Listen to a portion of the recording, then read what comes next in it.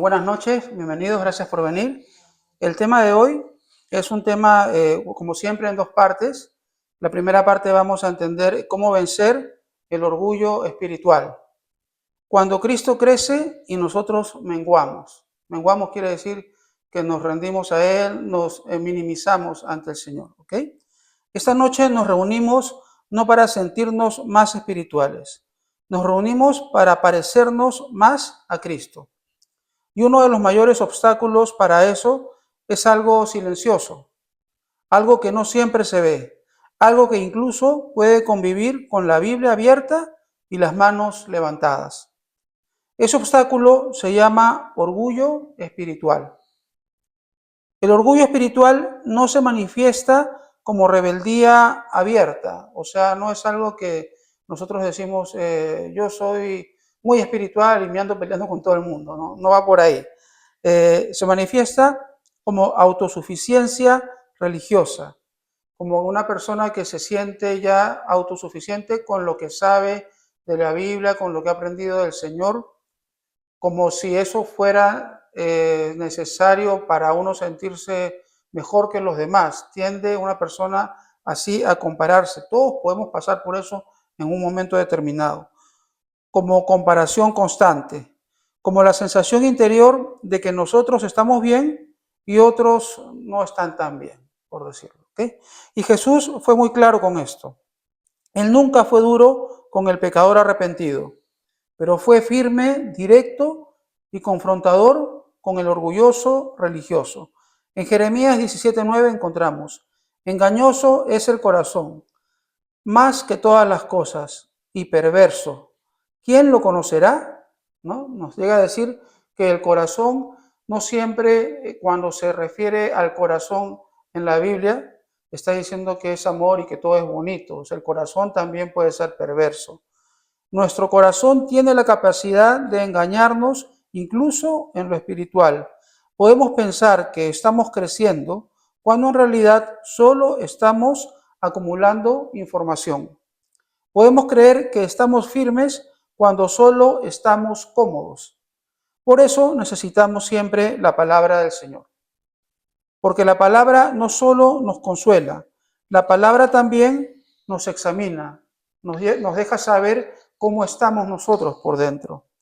Y esta noche la dejamos hacer su trabajo con amor. El origen del orgullo espiritual. El orgullo espiritual nace cuando olvidamos que todo lo que somos proviene de la gracia, que todo lo que hemos recibido del Señor, tanto la vida como su palabra, como sus bendiciones, es por gracia, no hemos hecho nada para ganarlo. Nosotros lo que podemos hacer es obedecer, mantenernos en esa obediencia para que el reino de los cielos esté con nosotros, los traiga el Señor por aquí, para que nos dé esa oportunidad de vivir una vida digna dentro de lo que es su palabra, dentro de lo que es nuestro propósito, el propósito que es buscar al Señor y caminar en sus pasos. No nace de la maldad evidente, el orgullo espiritual, nace del olvido. ¿Pero qué es lo que olvidamos? Olvidamos eso mismo, de dónde nos sacó Dios, ¿no? Cómo nos trajo a este mundo y cómo inclusive estando ya en este mundo nos perdimos y Él nos vuelve a encontrar. Olvidamos quién nos sostuvo cuando no entendíamos nada. Olvidamos que si hoy estamos de pie es porque Él nos levantó. Cuando el gracias Señor se convierte en mírame Señor, algo se está torciendo por dentro, porque nos estamos poniendo de alguna forma primeros que Dios, ¿correcto? En Romanos 12:3 encontramos, digo pues, por la gracia que me es dada a cada cual que está entre vosotros, que no tenga más alto concepto de sí que el que debe tener, sino que piense de sí con cordura, conforme a la medida de fe que Dios repartió a cada uno. Está diciendo, vuelvo a repetir, digo pues, por la gracia que me es dada, a cada cual que está entre vosotros, que no tenga más alto concepto de sí que el que debe tener, sino que piense de sí con cordura, conforme a la medida de fe que Dios repartió a cada uno. Quiere decir, pensar con cordura no es pensar mal de nosotros. No nos está diciendo aquí en Romanos, no nos está diciendo que debemos de, digamos, hacernos un harakiri, maltratarnos a nosotros mismos o golpearnos el pecho. Es recordar que la fe misma nos fue dada. Inclusive la fe, el creer en Dios, es un don del Señor. ¿Correcto? Que no hay logros espirituales independientes, que no hay crecimiento sin dependencia. ¿Dependencia de quién? Dependencia del Señor. El orgullo espiritual empieza cuando dejamos de depender en el Señor. Y aquí vamos a hacer una lectura en Lucas 18, 9, 14, que resume toda esta primera parte. A unos que confiaban en sí mismos como justos y menospreciaban a los otros, dijo también esta parábola. En Lucas, ¿quién decía las parábolas? Jesús, correcto. Dos hombres subieron al templo a orar. Uno era fariseo y el otro publicano. El fariseo, puesto en pie, oraba consigo mismo de esta manera. Dios, te doy gracias porque no soy como los otros hombres, ladrones, injustos, adúlteros, ni aun como este publicano.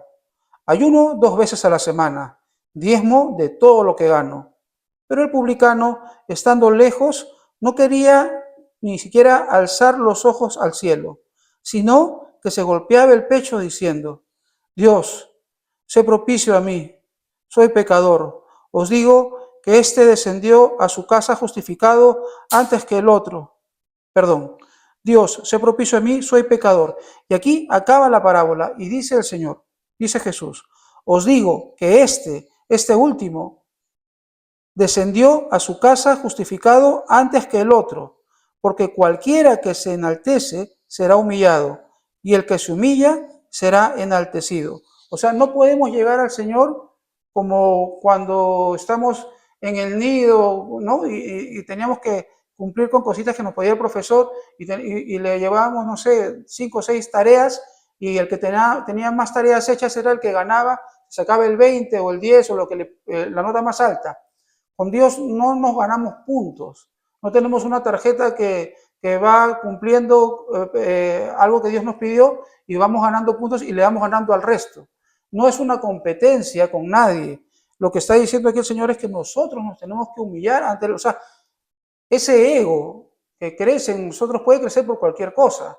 Para los que no son seguidores de Cristo puede crecer por el trabajo, por el dinero, por las relaciones. Y para los que son seguidores inclusive puede crecer porque creen que conocen mucho al Señor y que ya se tienen ganada, ¿no? La vida eterna con Él y que entonces tienen un espacio con Él y todos los demás están aparte.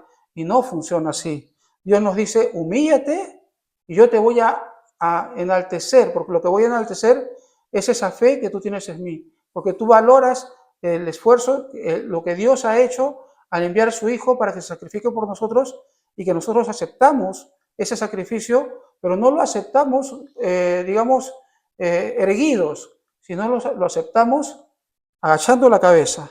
Jesús muestra dos hombres orando. Uno habla mucho y el otro casi no puede levantar la cabeza. Uno se compara con otros y el otro se humilla. Y Jesús dice algo que rompe toda lógica religiosa. El que parecía menos espiritual salió justificado. Justificado quiere decir que se le atendió con justicia. Y al atendérsele con justicia, Dios valora lo que está haciendo. Porque Dios no responde a discursos. Dios responde a corazones quebrantados. En Efesios 2, 8, 9 encontramos, porque por gracia sois salvos por medio de la fe, y esto no de vosotros, pues es don de Dios, no por obras, para que nadie se gloríe. Aquí está clarísimo, ¿no? Acá se entiende bien fácil, en Efesios está clarísimo. La salvación nos quita todo derecho a presumir. No podemos presumir salvación. Es algo que sucede porque aceptamos al Señor a Cristo como nuestro Señor y Salvador. Y no llegamos ahí por méritos, no podemos llegar a establecer una relación con el Señor por méritos. Es Él quien nos perdona nuestros pecados y quien nos establece en su presencia. Llegamos por misericordia y cuando olvidamos eso, comenzamos a mirar a otros desde arriba. Pero en el reino nadie está arriba, todos estamos sostenidos por su gracia. En Santiago 4:6 encontramos, Dios resiste a los soberbios y da gracia a los humildes. Esto es bien fuerte. Dios no ignora el orgullo, Dios lo resiste y nadie quiere tener a Dios como resistencia. Por eso, esta primera parte no busca condenarnos, busca despertarnos, porque reconocer el problema es el inicio de la sanidad. Es como que el orgullo es como una herida que nosotros tenemos ahí y no reconocemos, la tapamos para que nadie la vea y nos va a carcomiendo por dentro. Pero si la destapamos y la podemos ver, la podemos atender. ¿Cómo atendemos el orgullo? Rindiéndonos para que el Señor sea el que nos cure, porque Él tiene la fórmula, es que es su amor, para que su amor brote a través de nosotros y pueda no solamente curarnos a nosotros y restablecernos, sino también llegar hacia otras personas, hacia nuestros hermanos en Cristo. En Juan 3:30 encontramos, es necesario que Él crezca, pero yo mengüe. Esto lo dice Jesús. Aquí hacemos la transición. No se trata solo de detectar el orgullo, se trata de aprender a menguar, de aprender a vivir para que Cristo crezca en nosotros. Y ese camino lo veremos ahora en la segunda parte cuando Sandra nos hable. Vamos a cerrar esta primera parte con una oración. Señor, esta noche venimos delante de ti con un corazón sincero. Reconocemos que muchas veces hemos confundido crecimiento con comparación. Perdónanos por las veces que nos hemos sentido superiores, cuando en realidad solo éramos sostenidos por tu gracia. Gracias porque no nos señalas para destruirnos, sino para restaurarnos. Gracias, Señor, por recordarnos de dónde nos sacaste y quién nos mantiene en pie. Hoy elegimos un corazón enseñable. Elegimos depender otra vez de ti, Señor. Elegimos menguar para que Cristo crezca en nosotros. En el nombre de Jesús hemos orado. Amén y amén. Y ahora, para la segunda parte, nos va a acompañar Sandra. Buenas noches. Vamos a ver la humildad de Cristo, formación del carácter y la vida práctica del reino. Entonces, como estuvimos tocando, ¿qué es la humildad? La humildad realmente es reconocer que nosotros necesitamos de Dios y de su gracia, que todo lo que logramos es porque Él nos dé ese poder para que nosotros podamos hacer eso. ¿Qué quiere decir? Que nosotros somos dependientes de Dios. No podemos vivir independientemente porque nosotros no nos sostenemos, no tenemos todo para vivir cortando ese vínculo, ese cordón umbilical con Él. Nosotros tenemos esa dependencia con Él. Un corazón humilde pone a Dios primero y en su lugar y no a nosotros primero. La persona no se eleva por encima de lo que es Dios. Eso es ser humildes, porque mucha gente en el mundo se eleva y son, ¿no? Si estás conmigo, estás con Dios. ¿Han escuchado eso que dicen mucho en el mundo? Entonces, nosotros no podemos elevarnos más que Dios. Dios es Dios todopoderoso, Dios es el que nos da la vida. Nosotros no tenemos el poder de darnos un tiempo más de vida, un día más de vida. El único que tiene ese poder es Dios. Nosotros no pedimos venir a este mundo un día exacto ni nada. Hemos venido prácticamente inconscientes. En cuanto hemos crecido, después hemos tomado conciencia de cómo ha sido y todo, pero eso no ha estado en nuestro poder, porque Dios es el que tiene el poder. Dios es el que nos ha traído a este mundo para pasar pruebas, para estar caminando a su mano, para reconocerlo a Él.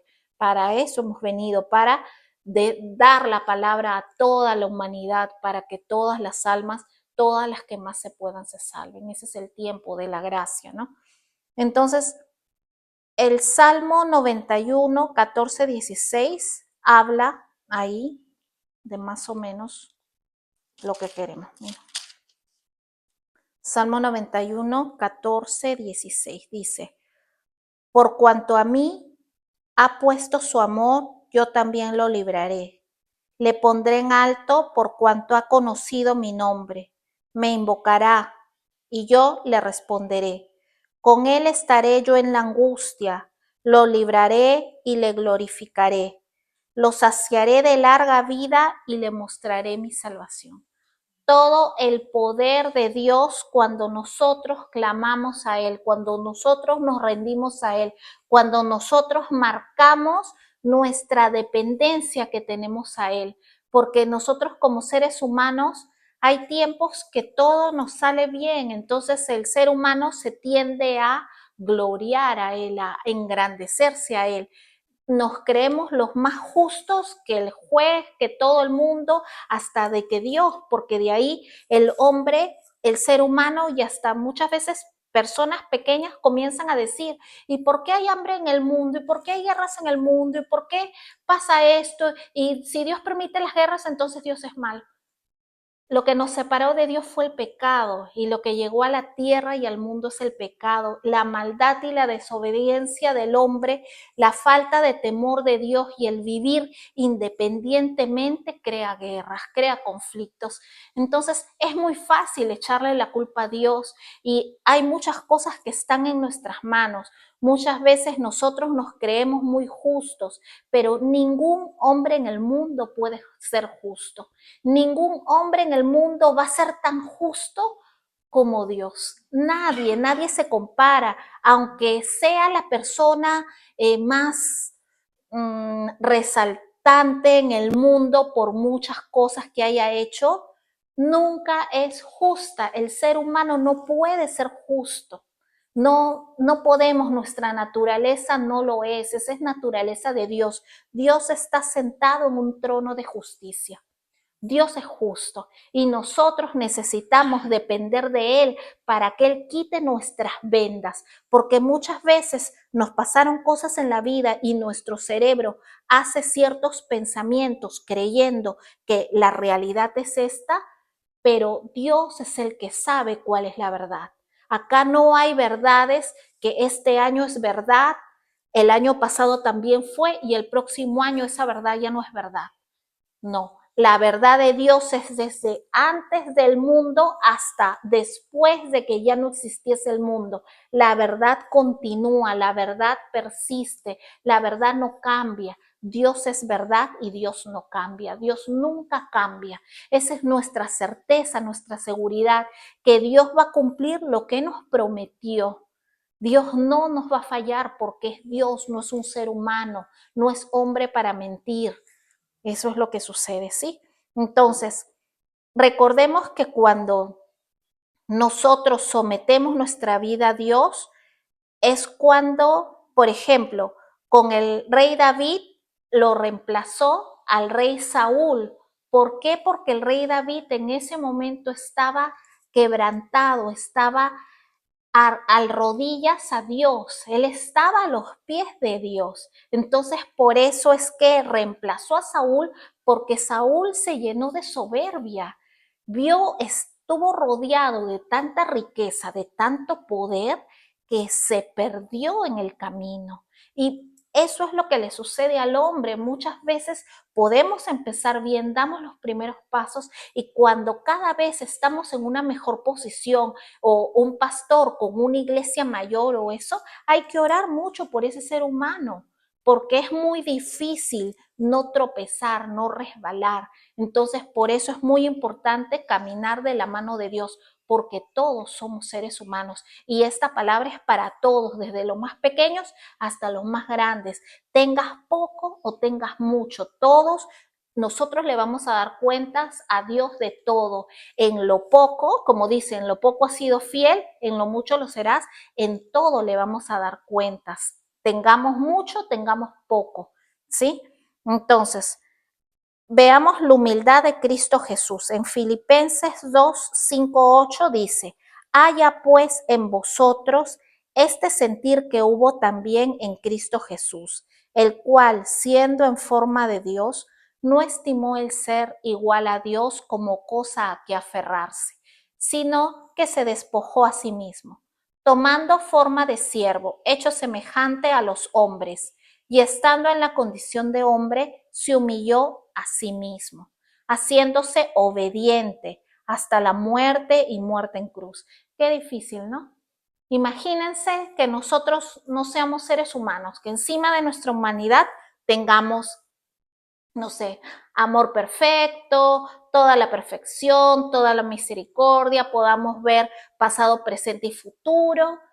Seamos como Dios y que nosotros, Él no se aferró, dice, no se aferró a su divinidad, a ser Dios, y se comienza a despojar hasta que llega a ser igual que un hombre. Nadie hubiera sido capaz de eso, solo ese sacrificio lo hizo Jesús por nosotros. Y no solo eso, sino que se humilló tanto a Él mismo que se hizo obediente. Esa obediencia lo llevó ¿a qué? A su muerte en cruz. Pero era por un bien mayor, por la salvación de nosotros. Y Él lo cumplió, siendo obediente al Padre, a Dios mismo.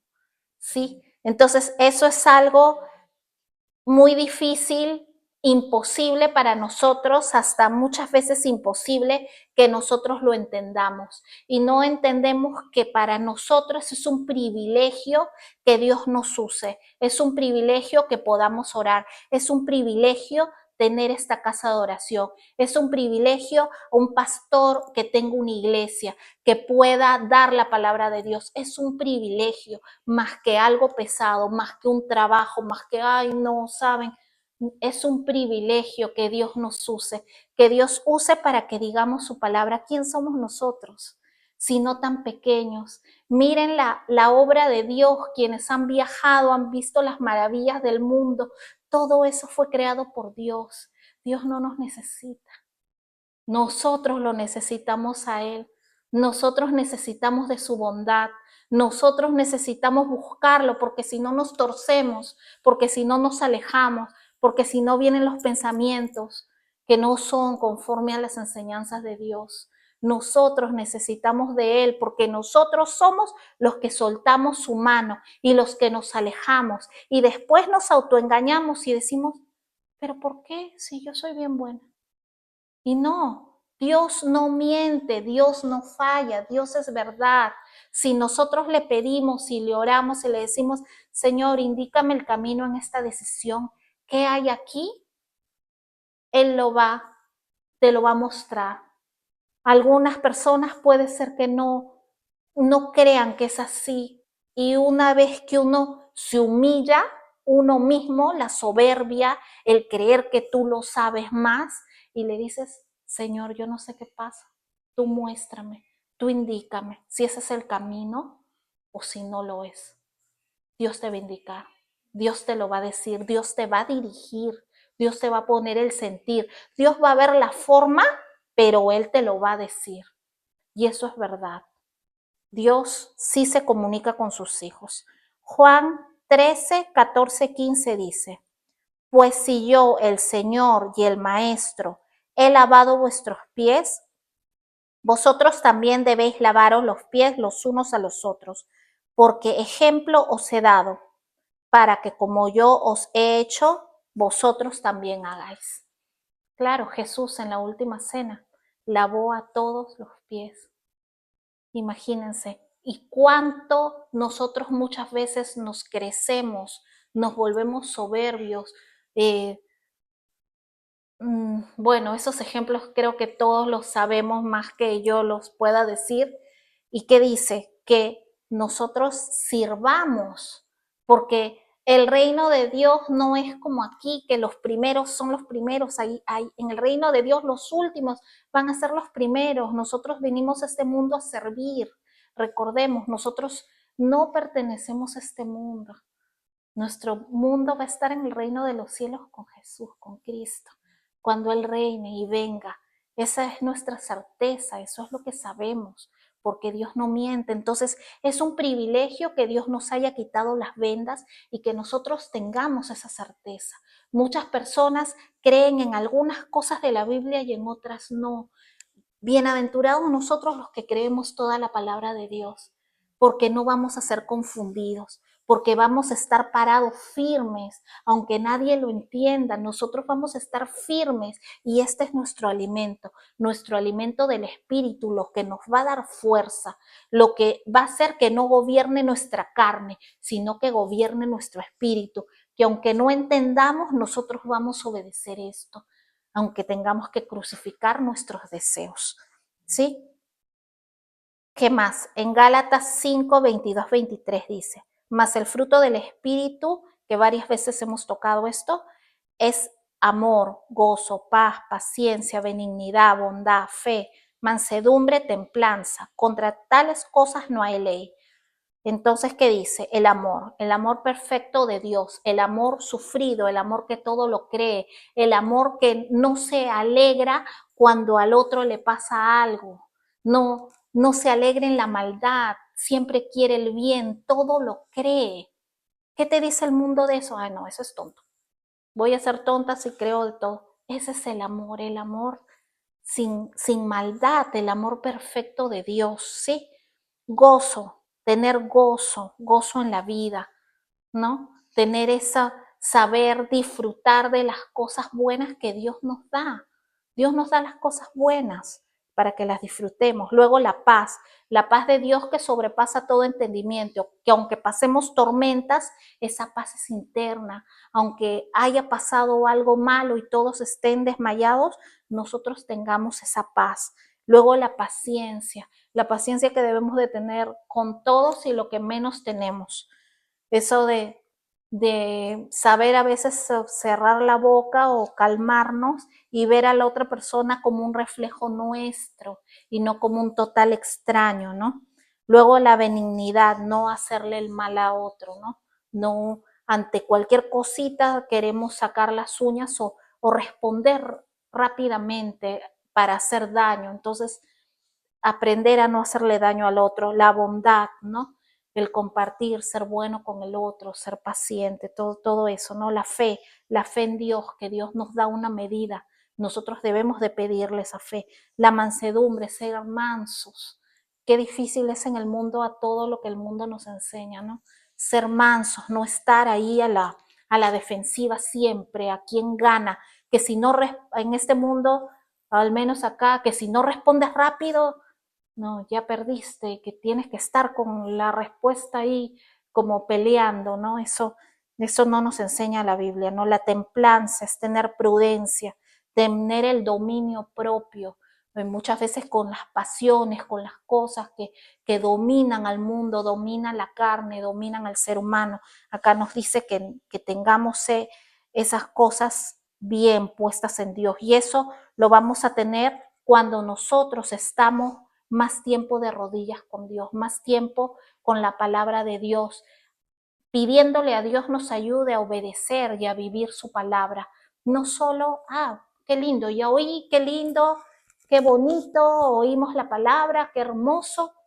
No, acá no es comezón de oír a ver que si hablé bonito, si él habló bonito, si alguien, qué lindo hablamos.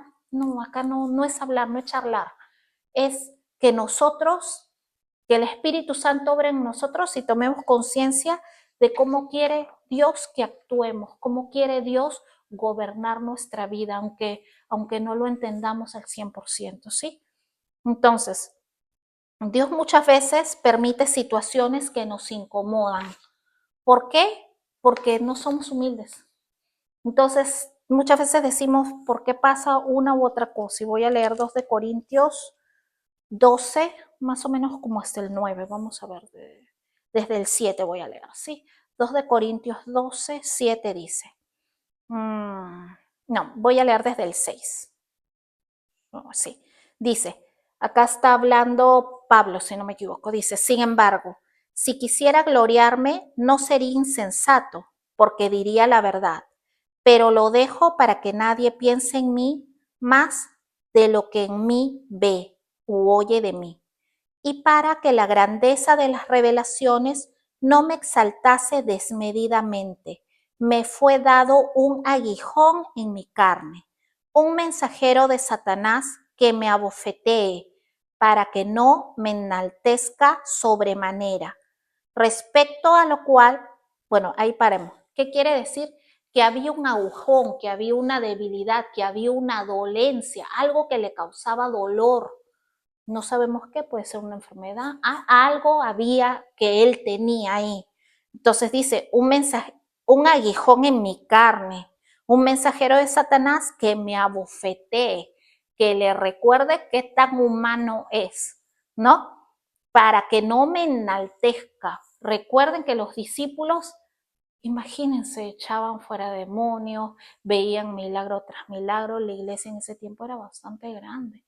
Entonces había que poner los pies sobre la tierra. ¿Y qué dice en el 8? Dice, respecto a lo cual 3 veces he rogado al Señor que lo quite de mí.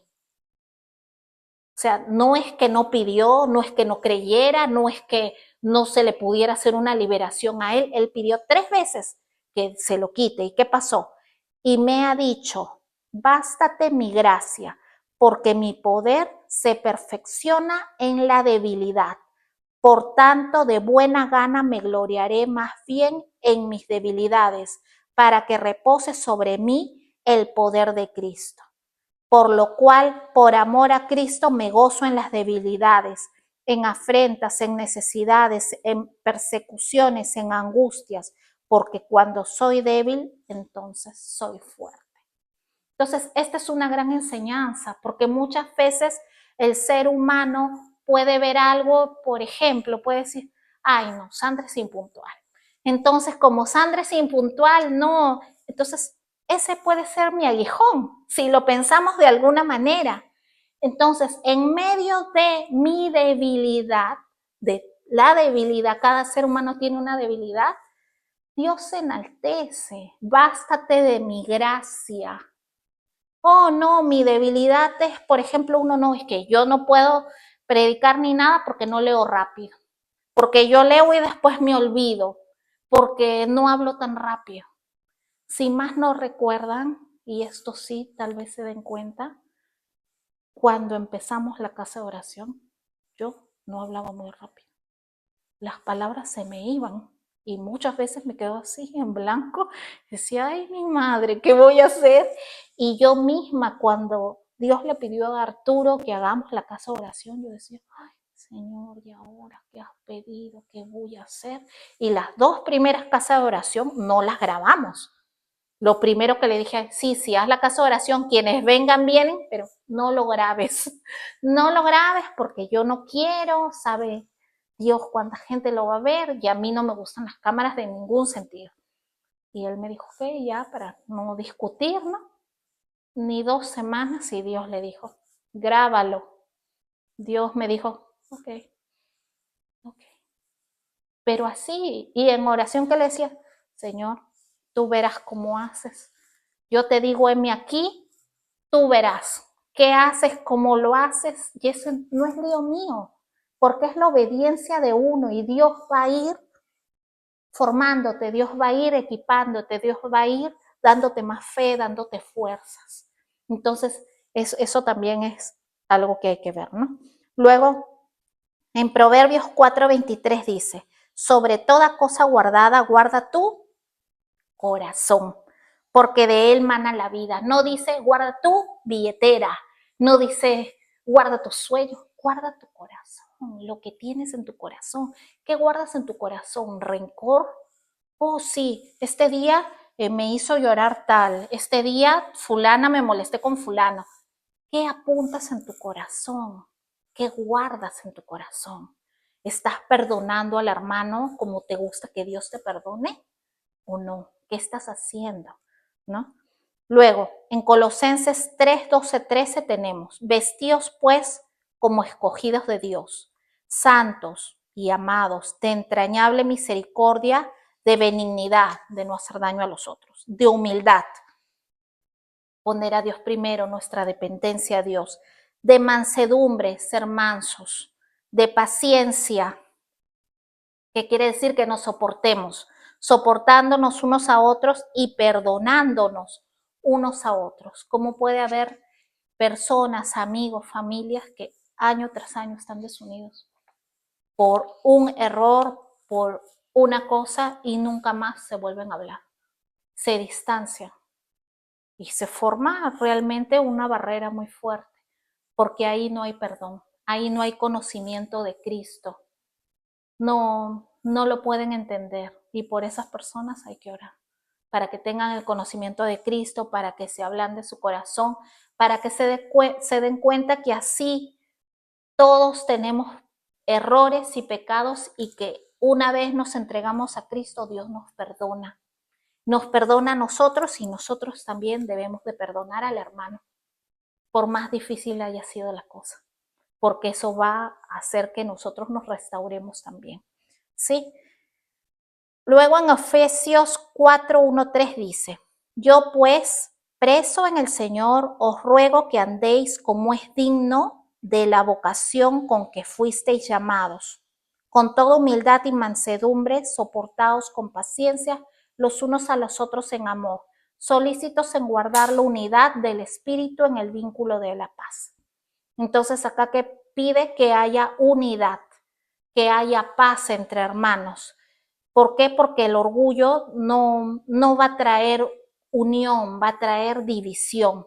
La humildad vive con los ojos en la eternidad.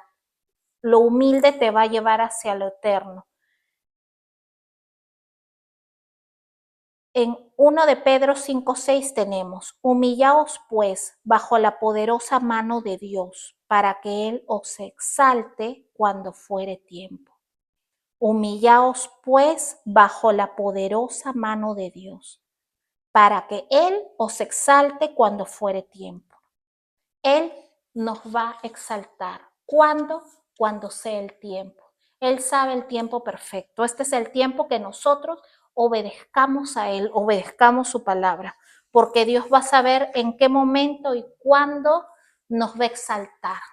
No va a ser cuando nosotros querramos. Dios exalta a sus hijos. Dios es un Dios justo. Dios es el Dios que da el galardón. Dios te premia. Dios te premia porque tú le obedezcas. Aunque los demás digan, no, eso ya pasó de moda, eso no es real. Nosotros en nuestro corazón sabemos que Dios no falla. Sobre todo lo conocemos más los que somos conscientes o los que hemos vivido un imposible. Cuando un doctor dijo, a esto ya no hay solución, o cuando vimos nuestra debilidad tan fuerte que dijimos, de esta no pasamos, y vimos real la mano solo de Dios, eso es algo que va a hacer que nos aferremos siempre a Él y que nunca nos podamos separar de Él. Por eso Dios nos para aquí, Dios nos trae acá a escuchar, a exaltarlo a Él, a adorarle a Él, a ser humildes, no a compararnos con otros, ni a señalar al hermanito que tal vez no entiende toda la Biblia. Nosotros tampoco no lo entendemos todo. Pero aún sin entenderlo todo, intentamos obedecerlo igual, porque aceptamos que Dios es más grande que nosotros y que Él sabe por qué nos ordena estas cosas. Él sabe por qué nos dice en su palabra esto, porque sabemos que Él es perfecto y Él siempre va a querer lo mejor para nosotros. Terminamos con una oración. Amado Padre Celestial, gracias te damos por tu palabra. Gracias te damos, Señor, por todo lo que nos has dado. Estamos agradecidos, Señor, por ti, agradecidos por poder escuchar tu palabra, por poder predicar tu palabra. Gracias te damos, Señor. Haz que nosotros seamos humildes en espíritu, Señor. Que nosotros entendamos cuánto te necesitamos, cuánto dependientes somos de ti, Padre. Cuánto necesitamos ser dependientes de ti, Señor. Porque si tú no ordenas a nuestro corazón que tenga latidos, no lo tendríamos, Señor. Si tú no ordenas que nuestra sangre fuera fuerte, no seríamos fuertes, Señor. Si tú no ordenas que lleguen oxígeno a nuestros pulmones, no tenemos poder para hacerlo, Padre Santo. Tú eres paz, eres bondad. Haz que nosotros también tengamos esos frutos del Espíritu en nosotros, sobre todo para los que están más cercanos a nosotros, que es nuestra familia, Señor. Haz que tengamos ese amor, tengamos disfrutemos ese gozo que tú nos das, Señor. Es unión familiar, tener paciencia, ser benigno, Señor, desear el bien a todos, Señor. Haz que quita ese orgullo, quita esa envidia, quita, Padre, ese dolor que no nos trae nada bueno, que hace que nos engañemos, Señor, y que no reconozcamos nuestros pecados. Espíritu Santo, trae a nuestra mente nuestros pecados y haz que nos arrepintamos, Señor, y que estemos agradecidos contigo y te recibamos a ti, Señor Jesús, como nuestro Salvador. Límpianos, lávanos y restáuranos, Señor, el día de hoy. Levántanos, Señor, quítanos toda dolencia, todo malestar, Señor. Que esta palabra vaya hasta los hospitales, que la gente crea, Señor, porque es tu palabra que les trae sanidad, tu palabra que les trae libertad. Tú abres los ojos y das vista a los ciegos, Señor. Tú has destapado oídos y has traído de nuevo el escuchar de esas personas, Señor. A las personas que no pueden hablar, Señor, tú les has dado la voz, Señor. Gracias, Señor, por esta vida. Gracias, Señor, por esta oportunidad que nos das, Señor. Todo lo hacemos en tu nombre, Señor. En el nombre poderoso de Cristo Jesús, Señor, hemos orado. Amén y amén.